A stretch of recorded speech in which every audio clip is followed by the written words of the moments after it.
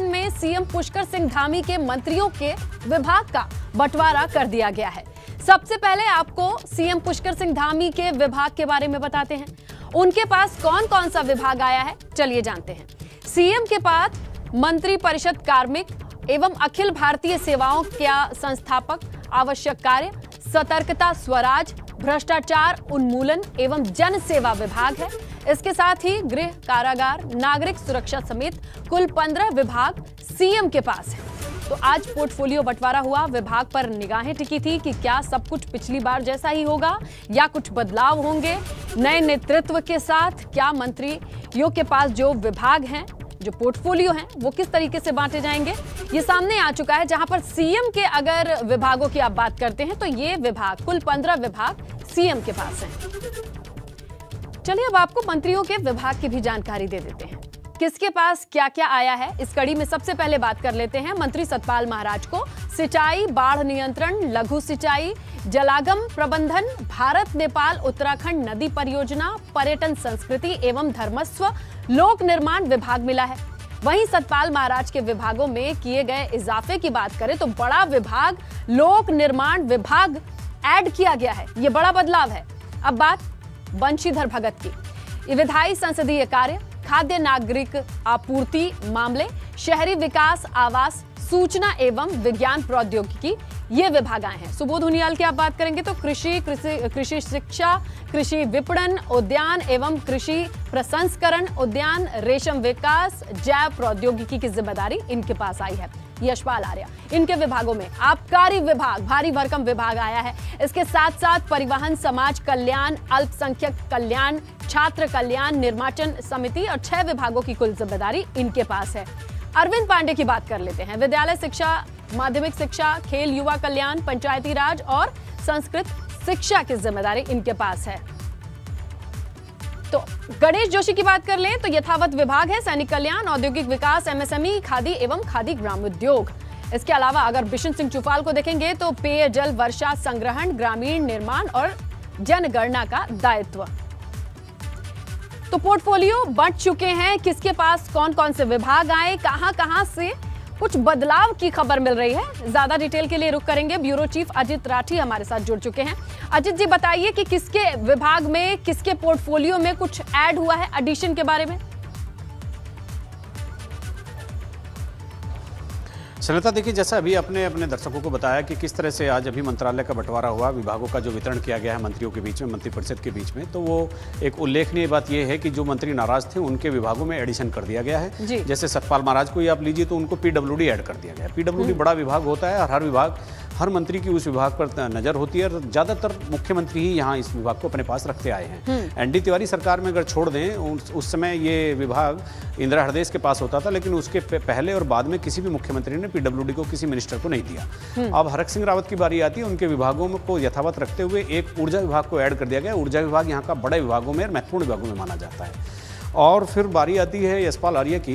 यशपाल आर्या को आबकारी ऐड करते हुए, मतलब उनकी भी नाराजगी दूर करने की कोशिश की गई है। आबकारी भी एक महत्वपूर्ण विभाग है। धन सिंह रावत भी मुख्यमंत्री की दौड़ में थे, उनको भी पूरा हेल्थ सेक्टर देकर ये शांत करने की कोशिश की गई है कि ताकि आगे इनकी नाराजगी और आगे ना आए। और यतीश्वरन, स्वामी यतीश्वरन जो है वो मुख्यमंत्री के मित्र हैं, बहुत खास माने जाते हैं, और उनको भी उन्होंने ग्राम्य विकास विभाग, एक भारी भरकम विभाग होता है रूरल डेवलपमेंट डिपार्टमेंट, तो उनको देकर के थोड़ा सा ये जताने की कोशिश की है कि जो उनके अपने लोग हैं उनको भी आगे बढ़ाने की कोशिश कर रहे हैं। कुल मिलाकर बाकी सभी ज्यादातर मंत्रियों के विभाग यथावत रखे गए हैं। इन्हीं 4 मिनिस्टरों को एडिशन करके विभाग ज्यादा देने की एक कोशिश इसलिए की गई है ताकि भविष्य में आगे जो एक चुनावी मुहिम चलनी है उसमें सभी समन्वय बनाकर आगे चल सकें। जी बिल्कुल। तो इस प्रोफाइल से सबका साथ सबका विकास वाली तस्वीर भी निकल के आएगी और यहाँ से अब जनता के काम को किस तरीके से संभालते हैं इस पर निगाहें जरूर टिकी रहेंगी। राठी जी, आपका शुक्रिया तमाम जानकारी के लिए। और आगे बढ़े बात करें, सीएम पुष्कर सिंह धामी ने अपने प्रभारी मंत्री भी नियुक्त कर दिए हैं। आज का दिन बेहद अहम रहा, जहां देखिए सतपाल महाराज को रुद्रप्रयाग चमोली का प्रभारी बनाया गया है। बंशीधर भगत देहरादून के प्रभारी बने हैं। सुबोध उनियाल पौड़ी जिला इनके जिम्मे में आया है। यशपाल आर्या नैनीताल जिले के प्रभारी होंगे। अरविंद पांडे चंपावत और पिथौरागढ़ इनके जिम्मे है। गणेश जोशी उत्तरकाशी जिले के प्रभारी बनेंगे। बिशन सिंह चुफाल की बात करें तो अल्मोड़ा इनके खाते में आया है। हरक सिंह रावत टिहरी के प्रभारी बने हैं। रेखा आर्या बागेश्वर की कमान संभालेंगी। धन सिंह रावत हरिद्वार जिले के प्रभारी होंगे। यतीश्वर आनंद स्वामी अगर इनकी बात कर ले तो उधम सिंह नगर इनके खाते में आया है। तो आज पोर्टफोलियो और प्रभारी बनाकर हर एक क्षेत्र की जिम्मेदारी हर किसी को सौंप दी गई है। तो कुल मिला के आज अहम दिन था, जहां तमाम मंथन और यूं कहें चिंतन के बाद ये जिम्मेदारी हर किसी को अब सुपुर्द कर दी गई है। जी का मैं धन्यवाद करती हूँ और निश्चित रूप से जिस विश्वास के साथ में उन्होंने मुझे प्रभारी मंत्री का दायित्व बागेश्वर जनपद का दिया है, उसका निर्वहन पूरी गंभीरता के साथ में मैं करूँगी। और सरकार का जो पूरा मंतव्य है कि हम युवाओं को लेकर, हम बेरोजगारों को लेकर, हम चहुमुखी विकास को लेकर उत्तराखंड में हम लगातार काम करें, तो निश्चित रूप से जो पोर्टफोलियो मिलेगा उसके माध्यम से भी करेंगे और निश्चित रूप से इसकी परिधि के बाहर जो कुछ भी जनता हित में हमें करना होगा था उसे कैबिनेट में ला के हम लोग काम करेंगे। कोरोना की वजह से इस बार कांवड़ यात्रा को स्थगित किया गया है, मगर अभी भी आशंका बनी हुई है कि कांवड़ यात्रा के दौरान शिव भक्त हरिद्वार आ सकते हैं। इसी मद्देनजर देहरादून में कई राज्यों के अधिकारियों की हाई लेवल मीटिंग हुई। इस दौरान केंद्रीय एजेंसियों के अधिकारी हिमाचल, हरियाणा, उत्तर प्रदेश, दिल्ली, राजस्थान, चंडीगढ़ समेत कई राज्यों के पुलिस अधिकारी मौजूद रहे। सभी राज्यों से कहा गया कि यहां आने वाले कांवड़ यात्रा को स्थगित करने के लिए प्रचार प्रसार करें, ताकि सभी को ये मैसेज चला जाए कि यात्रा स्थगित कर दी गई है।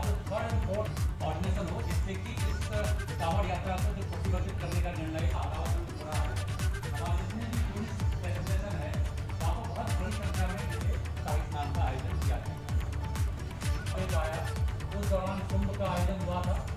थोड़ा बहुत शाही स्नान के बाद और उत्तराखंड के नए मुख्य सचिव एस एस संधू ने भी कार्यभार संभाल लिया है। इस दौरान मुख्य सचिव एस एस संधू ने अधिकारियों के साथ पहली मीटिंग भी की। पहली मीटिंग के दौरान मुख्य सचिव ने कई जरूरी मसलों पर बातचीत की। आपको बता दें कि एस एस संधू को ओम प्रकाश की जगह मुख्य सचिव बनाया गया है।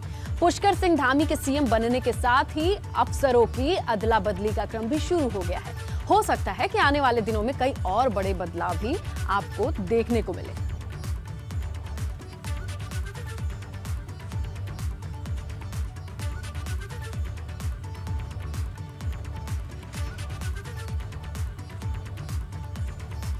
तो वो संधू को ये जिम्मेदारी दी गई है और खास तौर पे दरखास्त करके इन्हें बुलाया गया है उत्तराखंड मुख्य सचिव की भूमिका निभाने के लिए।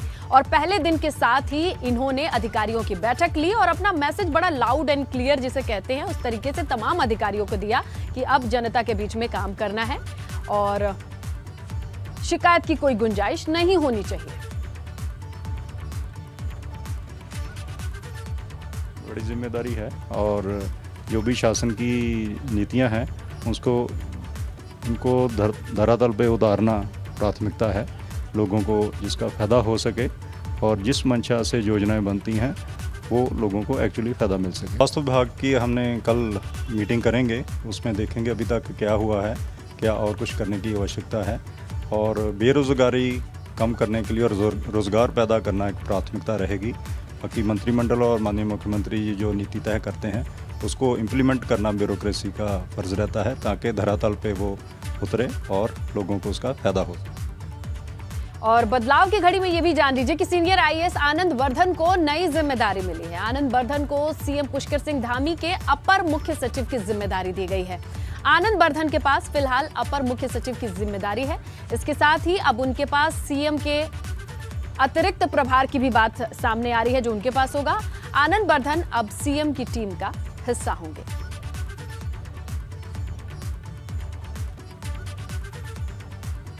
उत्तराखंड कांग्रेस में कई दिनों से हलचल है कि प्रदेश अध्यक्ष बदले जाएंगे और नेता प्रतिपक्ष का चयन भी जल्द हो जाएगा। नेता प्रतिपक्ष के तौर पर प्रीतम सिंह का नाम तो फाइनल माना जा रहा है, मगर प्रदेश अध्यक्ष को लेकर माथापच्ची चली ही जा रही है। कांग्रेस प्रदेश अध्यक्ष प्रीतम सिंह पिछले कई दिनों से दिल्ली में डेरा जमाए हुए हैं। प्रीतम सिंह से खास बातचीत की हमारे संवाददाता अविनाश तिवारी ने, आप भी सुनिए। उत्तराखंड में बीजेपी ने जहां नया मुख्यमंत्री दे दिया, वहां कांग्रेस में भी अभी विरार है कि सीएलपी नेता कौन होगा और अगला प्रदेश अध्यक्ष कौन होगा। इसको लेकर तमाम तरीके से मंथन चल रहा है। हमारे साथ बातचीत के लिए मौजूद हैं प्रदेश अध्यक्ष प्रीतम सिंह जी। सर, लगभग 10-15 दिन हो गए आप भी दिल्ली में हैं, आलाकमान निर्णय क्यों नहीं ले पा रहा है आखिर कि नया सीएलपी कौन होगा, या अगर प्रदेश अध्यक्ष आप पढ़ते तो नया प्रदेश अध्यक्ष कौन होगा?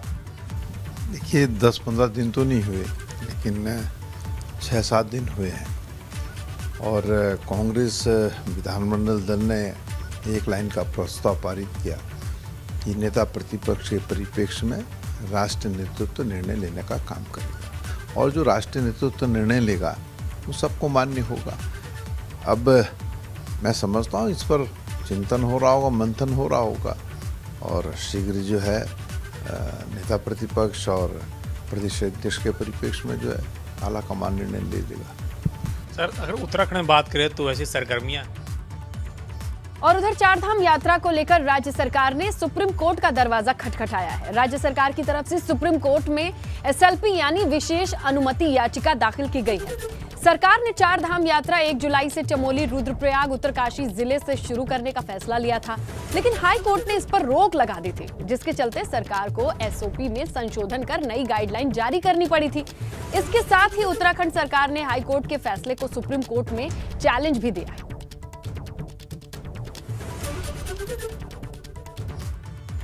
देहरादून से बड़ी खबर है। कोविड को देखते हुए कांवड़ यात्रा स्थगित हुई है। शासन ने यात्रा स्थगित करने का आदेश भी जारी कर दिया है, यानी कुल मिला के दूसरी बार कांवड़ यात्रा स्थगित करना पड़ रहा है। तो इस वक्त की बड़ी खबर देहरादून से, कांवड़ यात्रा को लेकर शासन ने आदेश जारी किया है कि इस बार भी हरिद्वार में कांवड़ यात्रा नहीं होने वाली है। शासन ने यह आदेश जारी कर दिया है।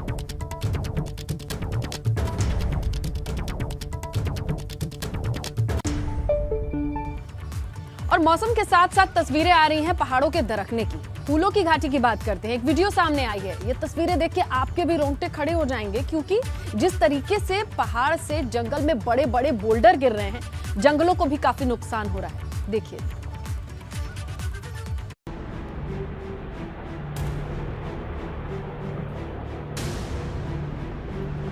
मॉनसून सीजन की बारिश अभी सही से होनी भी शुरू नहीं हुई, लेकिन पहाड़ियां दरकने लगी हैं। जोशीमठ के इन पहाड़ियों को देखिए, पहाड़ कैसे दरक रहे हैं। ये वीडियो फूलों की घाटी इलाके का बताया जा रहा। पहाड़ी का एक बहुत बड़ा हिस्सा टूटकर नीचे की तरफ गिरना शुरू होता है।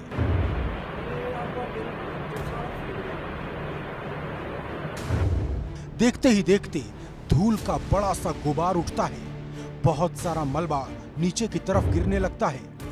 इस मलबे के साथ बड़े बड़े पत्थर और बोल्डर भी नीचे गिराते हैं।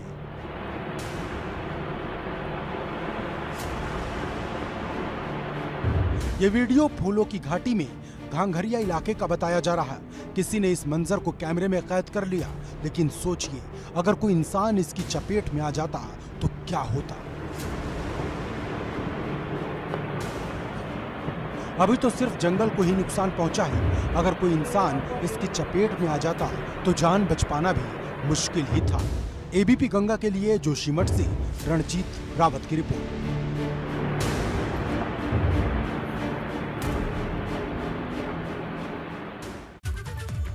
आगे बढ़ते हैं। चमोली की डीएम स्वाति एस भदौरिया आपदा प्रभावित महिला को डांटने के बाद एक बार फिर से चर्चाओं में है।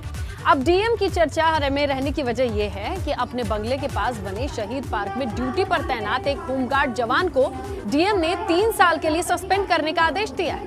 बताया जा रहा है होमगार्ड के जवान ने कोरोना गाइडलाइन का पालन करवाते हुए डीएम के बच्चे को पार्क में जाने से रोका। कहा जा रहा है कि इससे खफा होकर डीएम ने होमगार्ड जवान को ये सजा दे डाली।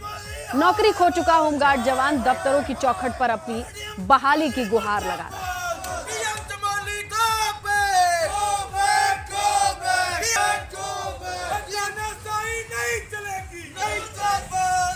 मैडम के यहाँ तैनात थे, इनको जो है शहीद पार्क में तैनात किया गया होगा, जहाँ पर जो है किसी को भी आने के लिए इनको ऊपर से किसने आदेश दिया ये मेरे को जानकारी नहीं है। तो वहाँ पे कोई बच्चा आया होगा, इन्होंने मना कर दिया। अब वो बच्चा जो है डीएम मैडम का था, उसकी शिकायत गई होगी तो इनको जो है मैडम ने ड्यूटी से हटा दिया है। क्या आदेश है? इनको ये दिया है कि 3 साल तक इनको जो है ड्यूटी से जो है प्रतिबद्ध रखा गया। उत्तराखंड में आज से मॉल खुल गए हैं, मगर अभी 50% कर्मचारी और ग्राहकों को ही मॉल में एंट्री की इजाजत है। प्रशासन के निर्देश पर मॉल में सिर्फ दुकानों पर 50% ही लोग मौजूद रहेंगे, यानी आधी कैपेसिटी के साथ ये मॉल खोले गए हैं।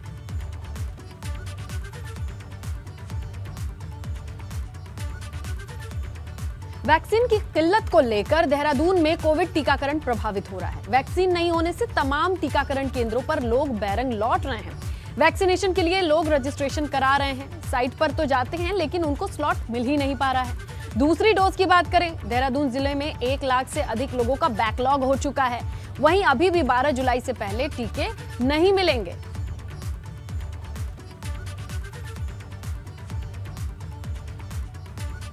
बरसात के मौसम में टिहरी झील के आसपास के इलाकों में डेंगू का कहर देखने को मिल रहा है। टिहरी झील से लगे जो इलाके हैं यानी प्रतापनगर, जलाखीर धार, धौलधार और फकोट में बारिश के मौसम में डेंगू के मामले बढ़ने शुरू हो चुके हैं। जिले को देखते हुए स्वास्थ्य विभाग दवाइयों का छिड़काव करवा रहा है, साथ ही लोगों को भी डेंगू से बचाव के लिए जागरूक किया जा रहा है।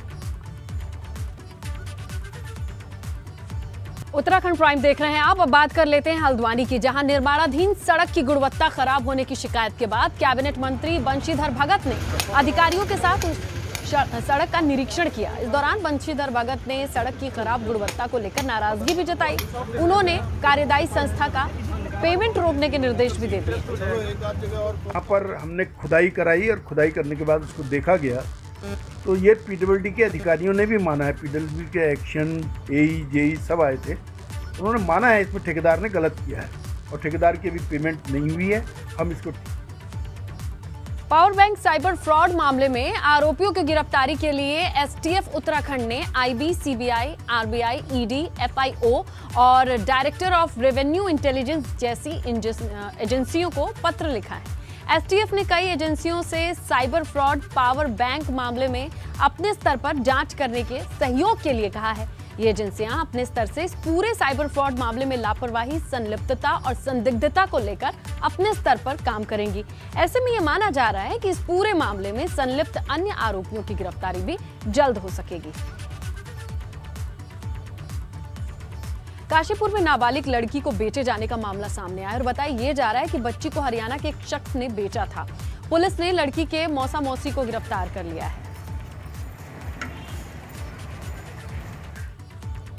मसूरी देहरादून रोड पर हादसा हुआ है। गज्जी बैंड के पास परिवहन निगम की बस और जीप की टक्कर हुई है। हादसे में जीप का अगला हिस्सा बुरी तरह से क्षतिग्रस्त है, वहीं दूसरी तरफ परिवहन निगम की बस को भी नुकसान पहुंचा है। यहां गनीमत ये रही है कि हादसे में किसी यात्री को चोट नहीं लगी।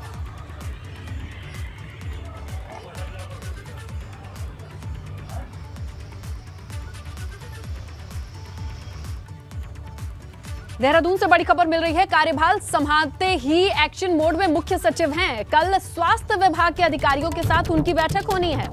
कोविड के हालातों पर अधिकारियों के साथ मंथन करेंगे मुख्य सचिव। एसएस संधू ने कार्यभार संभालने के साथ ही आज अधिकारियों के साथ एक औपचारिक बैठक की, जहां पर बातचीत की। लेकिन अब कल स्वास्थ्य विभाग के अधिकारियों के साथ बैठक होनी है। बेहद अहम है, कोविड काल है और इस समय किस तरीके की तैयारियां हैं उस पर खुद जायजा लेंगे, बातचीत करेंगे। उच्च शिक्षण संस्थानों की परीक्षा का अल्मोड़ा में विरोध हो रहा है। एनएसयूआई कार्यकर्ताओं का कहना है कि अभी तक कोविड वैक्सीन का टीकाकरण पूरा नहीं हो पाया है। ऐसे में सरकार का परीक्षा कराने का फैसला ठीक नहीं है। छात्र मांग रहे हैं कि जब तक टीकाकरण पूरा नहीं हो जाता परीक्षा नहीं होनी चाहिए। आज उत्तराखंड में आप देखेंगे 18 से 44 वर्ष के जितने भी हमारे लोग हैं उनको ना डालते हुए परीक्षाएं ना कराई जाए। अगर परीक्षाएं कराने पर केंद्र सरकार उतारू जाए संगठन लेवल पे और पोस्ट ग्रेजुएशन लेवल पे आप यूजीसी के जो हमारे नियम है उसके अनुसार भी, और राज्य सरकार ने जो हमारे उच्च शिक्षा मंत्री उन्होंने कहा कि फर्स्ट सेमेस्टर और अंतिम सेमेस्टर की परीक्षाएं होंगी, वो परीक्षाएं तब होंगी। शॉर्ट नोटिस पे आप सभी लोग एनएसयूआई के इस प्रेस वार्ता में आए। मौसम की बात कर लेते हैं। उत्तराखंड में मौसम फिर से करवट बदलने जा रहा है। मौसम विभाग का कहना है कि अगले एक हफ्ते तक झमाझम बारिश के साथ कई जगहों पर भारी बारिश भी हो सकती है। 8 जुलाई को कुमाऊं क्षेत्र के पिथौरागढ़, बागेश्वर, नैनीताल, चंपावत और गढ़वाली क्षेत्र में पौड़ी की बात कर ले तो मौसम विभाग ने यहां बारिश का अलर्ट जारी कर दिया है। इसके साथ ही 9, 10 और 11 जुलाई को देहरादून, टिहरी, पौड़ी, नैनीताल, पिथौरागढ़ और बागेश्वर के जिलों में भारी बारिश की संभावना मौसम विभाग ने जताई है।